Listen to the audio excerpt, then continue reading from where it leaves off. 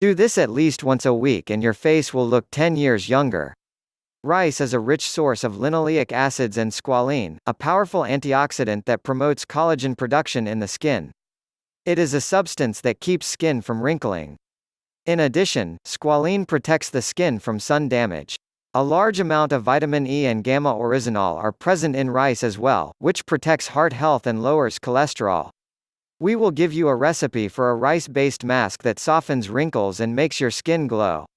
3 tablespoons rice. 1 tablespoon milk. 1 tablespoon of honey. After you boil the rice, strain it and put aside the water in which the rice boiled.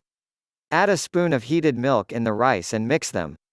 After you stir the mixture well, add honey to it.